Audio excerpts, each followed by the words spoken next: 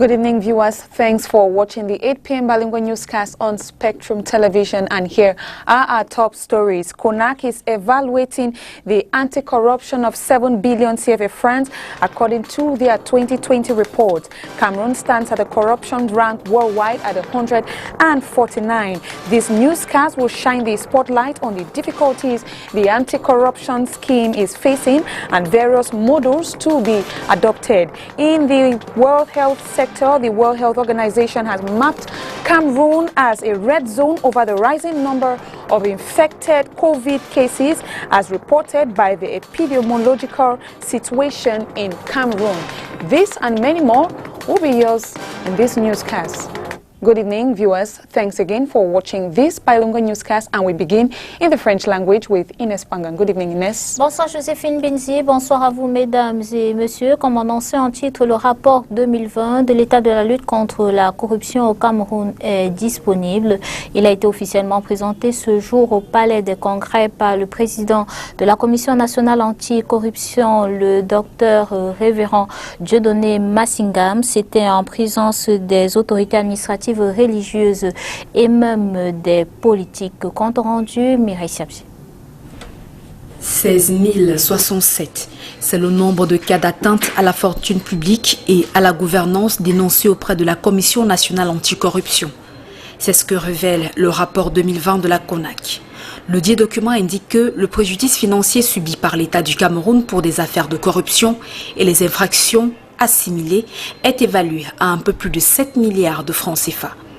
Dans son classement réalisé en 2020, l'ONG Transparency International rappelait déjà que l'indice de la corruption au Cameroun est de 25%, ce qui situe le pays au 149e rang mondial. Des chiffres qui inquiètent et amènent certains Camerounais à remettre en doute toutes les capacités de la CONAC à lutter contre la corruption dans le pays. Certains Camerounais semblent aussi le dire, que la CONAC est en train de perdre son temps, c'est leur affaire. Nous faisons nos affaires ici et puis, comme certains Camerounais le disent, ils vont changer quoi? Ça, c'est quelquefois là le langage de certains Camerounais. Ils vont apporter quoi de particulier puisque nous avons l'habitude de faire comme ça. Et nous disons ici, nous répétons cette maxime, ce qui ne t'appartient pas, n'y touche pas, ce qui ne nous appartient pas, n'y touchons pas. Des arguments qui ne sont pas anodins si l'on s'en tient au sort réservé au rapport de la Commission nationale anticorruption depuis l'existence de cet organe. La principale limite des rapports de lutte contre la corruption au Cameroun, c'est leur implémentation, c'est l'impact, c'est l'après. Lorsqu'on a épinglé des gens dans ces rapports, est-ce que vous savez qu'au Cameroun, des rapports anticorruption ont épinglé des détourneurs de fonds publics avec éléments et démonstrations à l'appui? Ces gens ont été promus. Les gens dont nous parlons dans le cadre de l'opération épervier au Cameroun, ce ne sont pas des voleurs à la tire qui sont dans la rue. C'est des gens qui incarnent l'autorité de l'État. Et l'exemple doit venir d'en haut. S'il n'y a pas de punition inquiétante, angoissante pour tout gestionnaire de la fortune publique, et il n'y aura pas de changement. Pour Dieudonné Massingams, la difficulté d'un réel impact des rapports de la CONAC se fonde sur le fait que les grands décideurs qui font les lois sont eux-mêmes les premiers à marcher sur ces lois. Ceci aux grandes dames de l'épanouissement des populations qui ne demandent qu'à pouvoir bénéficier des retombées d'une bonne gouvernance. Nous luttons contre la corruption pour l'ensemble du pays, mais nous luttons contre la corruption pour que la population soit davantage rassurée que la lutte contre la corruption lui permet de résoudre, en fait de vivre les faits réels de cette lutte contre la corruption. Rappelons que le préjudice subi par l'État dans l'investissement mené par la Commission nationale anticorruption au cours de l'année 2020 s'évalue à 480 millions de francs CFA. Le président du comité de gestion et le directeur adjoint du Centre national de transfusion sanguine ont été installés ce jour à Yaoundé par le ministre de la Santé publique en présence du ministre des Transports. C'était au siège de la Croix-Rouge camerounaise à Yaoundé. Mireille Siabji. Le professeur Tétani Ekoué et Maïna Djoulde sont désormais installés dans leurs fonctions. Ce sont les décrets du 30 août 2021 signés par le président de la République qui les ont respectivement nommés président du comité de gestion et directeur général adjoint du Centre national de transfusion sanguine. Le chef de l'État a entendu les souffrances de son peuple, notamment en matière d'approvisionnement en sang de qualité. Vous connaissez bien ces problèmes, la mortalité des mamans aux couches. Vous connaissez la mortalité des enfants, la mortalité infantile due au paludisme qui entraîne des anémies. Vous connaissez la mortalité due aux accidents de la route qui est effroyable. Je crois que le chef de l'État a demandé, est allé me chercher très très loin pour que je vienne m'engager. Le professeur Tétani Ekwe et Maïna Djoulde arrivent au Centre national de transfusion sanguine au moment où la situation actuelle de la transfusion sanguine au Cameroun est très préoccupante. À en croire le ministre de la Santé publique, le nombre de femmes qui continuent de perdre la vie en couche, faute de sang disponible, est encore important. Soit 40% de décès maternels enregistrés chaque année. Les besoins annuels en produits sanguins sont estimés à 400 000 poches de sang. Or, les capacités de collecte sont limitées jusqu'ici à 100 000 poches de sang, soit un gap de 300 000 poches de sang à combler. Je voudrais saisir cette occasion pour rassurer le chef de l'État, pour lui dire que, compte tenu de mon parcours antérieur, je ferai preuve du même dévouement, je ferai preuve du même sens du service public et que je veillerai à ce que ce qu'il demande qu'on fasse, qu'on le fasse bien et de la meilleure façon, de façon à ce que, comme il disait parfois, aucun Camerounais ne manque de sang lorsqu'il en aura besoin. Il faut que la population donne du sang, que les jeunes comprennent qu'ils doivent donner du sang. Et ils doivent le donner de manière bénévole, en se disant « j'aide, je sauve des vies dont je vis ». Les principales recommandations adressées aux élus du jour et à l'ensemble du staff managériel du Centre national de transfusion sanguine par le ministre de la Santé publique Manaouda Malachi est d'identifier et intégrer les locaux provisoires, procéder à la finalisation de l'organigramme, préparer un plan d'action, conduire des études actualisées des coûts de mise en place du Centre national de transfusion sanguine. Toutes ces actions doivent être réalisées en urgence pour que le dit centre soit rapidement fonctionnel et productif. Normes scientifiques, le gouvernement du Cameroun veut rattraper le gap en matière de normes de ses laboratoires, notamment celui du laboratoire vétérinaire national Olanavette qui n'a pas suivi le rythme de l'évolution. Ceci depuis 1980. Une rencontre avec des partenaires techniques et financiers s'est récemment faite à Yaoundé. Une fois de plus, Mireille Sabzi. En pleine dégradation, le laboratoire national vétérinaire Olanavette a du mal à faire face aux crises sanitaires telles que les épizooties. Le Lanavette, par exemple, le Lanavette de Garoua, c'est des bâtiments construits dans les années 1980. Et vous voyez, actuellement, on est à 2020, ça fait déjà plus de 40 ans, donc ça ne répond plus aux normes. Il est question de mettre le plateau technique du Lanavette aux normes internationales pour pouvoir répondre aux exigences de tout ce qu'il y a comme microbisme dans l'écosystème. La préoccupation de ces experts et autres scientifiques tient sur le fait que, dans les années 1980, l'on ne connaissait pas encore les maladies telles que le Covid-19, Ebola et la grippe aviaire, pour ne citer que ceci. Aujourd'hui, donc, il est question de mettre à niveau le plateau technique, rénover les bâtiments, revoir les différents équipements pour répondre aux normes internationales, ainsi que le niveau de formation du personnel, afin que ceux-ci puissent manipuler même les germes les plus dangereux. C'est pourquoi, suite à la collaboration internationale entre le gouvernement du Cameroun et le gouvernement des États-Unis d'Amérique, nous avons un accompagnement très riche de la part de DECRA qui revoit un peu le niveau des bâtiments, des équipements et de formation du personnel de la navette.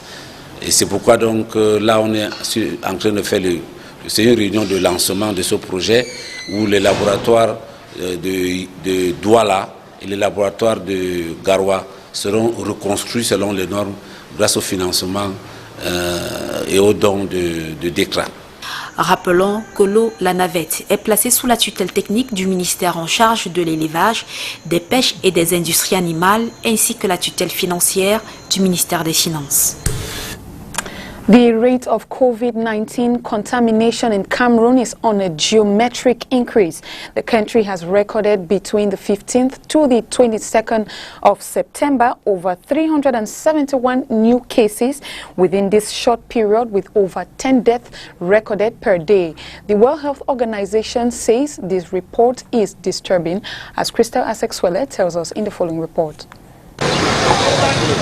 Within a week, a daily average of deaths due to COVID-19 in Cameroon has multiplied by 5, with a rate of contamination on the rise. According to the Epidemiological Situation Report produced by the World Health Organization, Cameroon has recorded over 2,000 new positive cases and 85 additional deaths between September 15 and 22, 2021. Starting from 86,304 cases and 1,386 deaths on September 15, the count shows that 89,279 positive cases and 1,469 deaths have been recorded on September 22.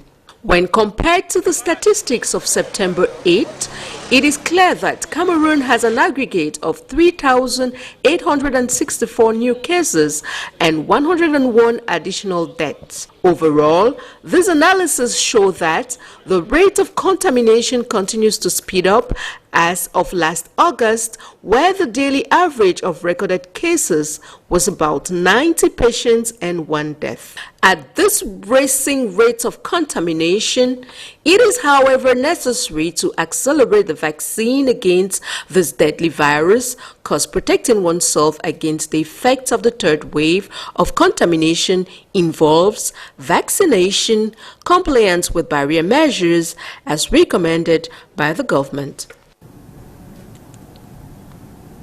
Covid-19 et chômage. Dans une enquête de l'Institut national des statistiques, l'on apprend que en matière de perte d'emploi pendant la période de Covid-19, les chiffres sont plus importants dans les villes de Douala et Yaoundé que dans le reste du pays. Une enquête qui n'est pas éloignée de la note de conjoncture sur l'emploi au Cameroun en 2020, publiée par l'Observatoire national de l'emploi et de la formation professionnelle. Léla Rengonzu. Douala, plus touchée en matière de perte d'emploi que les autres villes du Cameroun au plus fort de la pandémie Covid-19 en 2020. C'est une enquête de l'Institut national de la statistique qui le révèle. Baptisée Enquête panel sur les impacts socio-économiques de la Covid-19 sur les conditions de vie des ménages au Cameroun, elle précise également que les pertes d'emploi à Douala et à Yaoundé sont plus importantes qu'au niveau national. Évaluée en pourcentage, Douala arrive avec 6,0%, quand Yaoundé s'aligne à 4,7%, taux tout de supérieur aux 3,0% enregistrés dans le reste du Cameroun. Douala abritant un nombre assez volumineux de PME et de grandes entreprises, cette situation pourrait donc s'expliquer. Selon une note de conjoncture sur l'emploi au Cameroun en 2020, publiée par l'Observatoire national de l'emploi et de la formation professionnelle, les entreprises camerounaises ont licencié 11 270 employés en raison du ralentissement général de l'activité économique en 2020 dans le pays. La note ajoute que pour la même raison, 25 694 employés ont été mis en chômage technique pendant la même période. Situation encore plus grave lorsque élargie aux emplois potentiels, perdus du fait de l'annulation de certains projets dans le pays. On se souvient justement qu'en juin 2020, la compagnie aérienne camerounaise Camerco mettait en chômage technique quelques 250 salariés. Si le tapage médiatique autour du Covid a considérablement baissé depuis 2020, il faut cependant dire que ses effets, aussi bien sur le sanitaire que sur l'économie, ne sont toujours pas complètement maîtrisés. Alors qu'on enregistre une recrudescence des cas Covid, les perspectives économiques au Cameroun ne sont toujours pas au bout fixe. Covid-19, l'Organisation mondiale de la santé annonce que le Cameroun est entré dans une troisième vague du 15 au 22 septembre 2020. Près de 2900 nouveaux cas et 83 décès ont été comptabilisés. Alors, quel est l'impact de cette maladie dans votre quotidien? La question a été posée à quelques habitants de la ville de Douala. Je vous propose de les écouter au micro de STV. On a essayé de respecter les mesures que le gouvernement a données. Donc, c'est pour cela donc le corona. Actuellement, il y a un temps, on dit que c'est fini. Mais le gouvernement dit que c'est pas fini, c'est toujours là. Et qu'on respecte les mesures barrières. Moi aussi, j'ai fait de mon mieux, malgré que maintenant, avant d'entrer, soit par exemple dans une banque, soit dans une microfinance, il faut le cacher. Mais les mesures barrières ne sont plus respectées comme avant.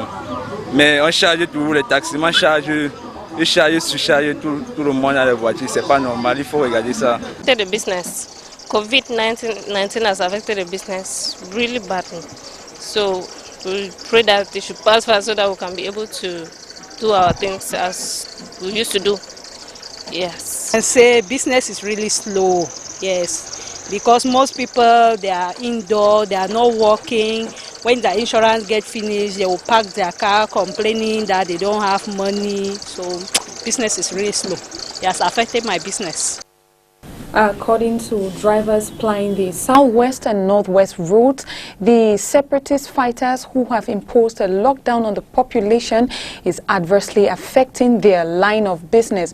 They have been speaking to Catherine Kone in the following report.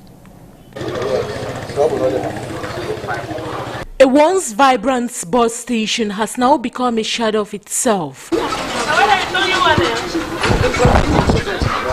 We are at the Bonnaberry Motor Park in the Douala 4 municipality, where the weeks of ghost town imposed by separatist fighters is having a huge toll on the inter-urban transport agencies. For that, it don't make the transport business don't die. Transport business is gradually losing its steam. Documents of the vehicles will soon expire. People are not getting it easy at all. Everything is now expensive. Getting to 2 to 3 weeks now. Some things whole like money, clothes, all you know. Yeah, I don't finish so. Well, now we need to work with. We are not working. All our cars are stationed. Only the government can solve this problem. The problem is when the Cameroon government will solve this problem. The usual hustling and bustling that used to characterize this motor park is gradually losing its steam as these buses are waiting to be boarded to no avail. The transport now it be very bad because we don't park for 2 weeks. We not walk, not the day. We have parked here for 2 weeks now. Nothing is moving at all. We have the roads will only reopen until October 2nd. So we don't park for 2 weeks now. And now today, now on the 2nd, we will open road. So there is no way for us as new driver. According to these disgruntled drivers, the ongoing ghost town has systematically increased transport fare to the northwest region. Like today, so they pay 11 times for the reach Bamenda. They pay 6 times in Bunda. Then pay 4 times, 5. Passengers now pay 11,000 francs CFA to reach Bamenda, 6,000 francs to get to Bunda, and 5,500 to enter Bamenda, whereas the normal fare was 5,000 francs. Yes. This small bus then. Even when places reopened on Friday till Sunday, no agency dares plies the road. They say they open place now only inside town. The reopening of places only means circulation within the town. Us inter-urban transport drivers, we are not allowed to travel. If we go now only inside town, yes, that highway may pass. No, we not travel for that Friday and Saturday where they say road. We don't travel when the town reopens on weekends. Circulation is limited within the town. Taxis can work with us. Travel agency, we can't work. We inside here, we don't have for who will not circulate because we'll be a highway driver then. It should be recalled that separatist fighters have initiated weeks of ghost town in the two English-speaking regions of the country and is expected to end on October 2nd, 2021. Two people know. The special status and the recommendations of the Measure National Dialogue is on the lips of all stakeholders in the Southwest region following the visit of the Prime Minister, Head of Government, Chief Dr. Joseph John Gutte. Let's listen to the City Mayor of the Kumba Urban Council, Greg Mewanui, the following excerpt. Ask me, I will be very honest, I will talk about us being about the way through is top 50%, which means that there is still a lot to be done. We have seen the processes or procedure of this organization that has always been, the dream and vision of His Excellency our Head of State, which has been put to a very,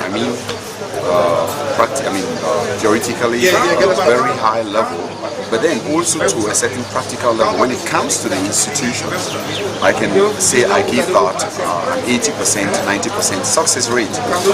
But then the actions, which are actually those which are not present, brings the success rate down.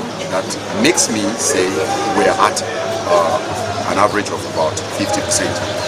The structures are there. We have gone right to the end of having the regional council with its president being put in place. The city mayors have replaced the government delegates. The councillors are there. The regional councillors are there.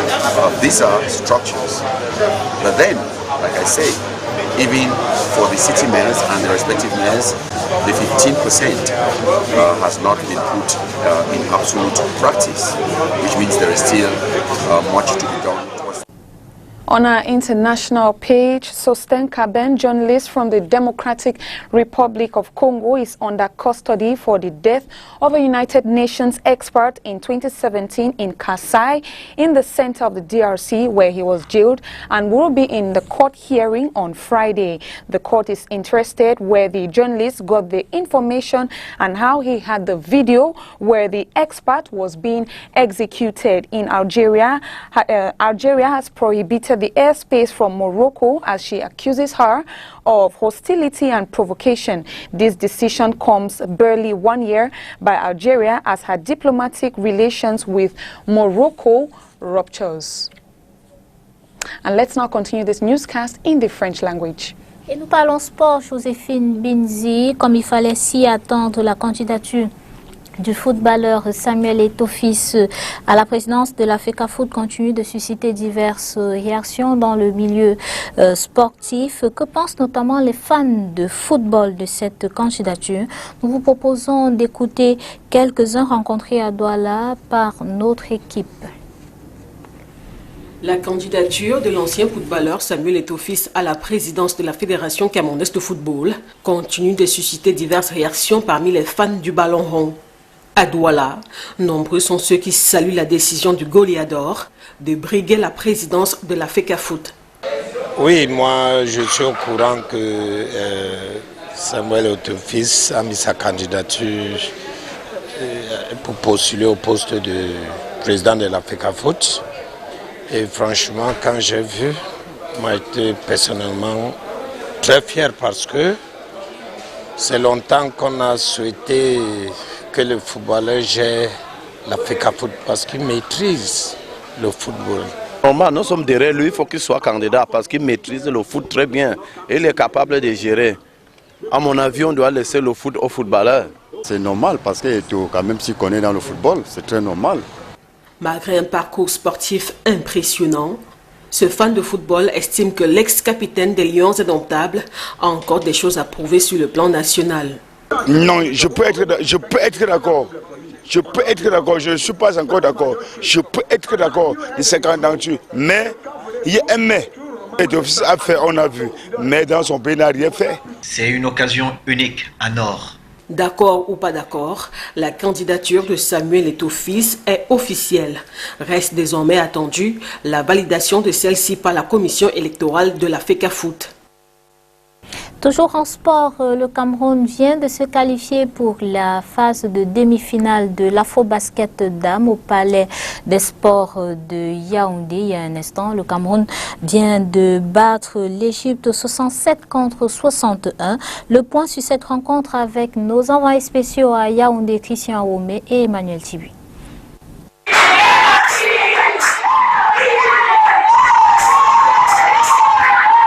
Elles peuvent danser comme jamais les lions indomptables du Cameroun, mesdames et messieurs, amis téléspectateurs. Dans leur vestiaire, comme vous pouvez le voir à l'instant, elles viennent de décrocher une victoire qualificative pour les demi-finales de cette Afro-Basket Dame en battant l'Égypte au score de 67 à 61. Une rencontre qui fut extrêmement difficile. Du coude à coude, on a pu vivre durant les 4 quarts temps ici au Palais Polyvalent des Sports de Yaoundé. Mais les Lions étaient plus fortes que l'Égypte, on va le dire comme ça. Et les supporters ne cachent pas leur joie. C'était un peu prévisible quand même que le Cameroun puisse gagner. C'est-à-dire quand on regarde les favoris de la compétition, il faut dire que logiquement, physiquement, nous sommes un peu au-dessus des Égyptiennes. Et aussi sur la compétition, quand même, c'est une victoire qui est méritée. Et je pense que logiquement, le Cameroun a pu avoir son ticket pour la demi-finale. Bon, maintenant, on va simplement dire bravo à nos Lions et leur souhaiter bonne chance pour la suite de la compétition. Un peu plus tôt dans la journée, c'est le champion d'Afrique antique qui a assuré sa place en demi en battant la Côte d'Ivoire 72-56. Les Ivoiriennes ne s'attendaient absolument pas à mieux. Le Sénégal ne s'est pas fait prier pour s'offrir le Mozambique 74-46 et retrouver le Nigeria champion d'Afrique en titre, face à qui il sera en demi-finale. À l'issue de la rencontre Angola-Mali qui se jouera dans un instant, les Lions indomptables sauront qui seront leurs adversaires pour les demi-finales très prochainement ici au Palais Polyvalent des Sports de Yaoundé.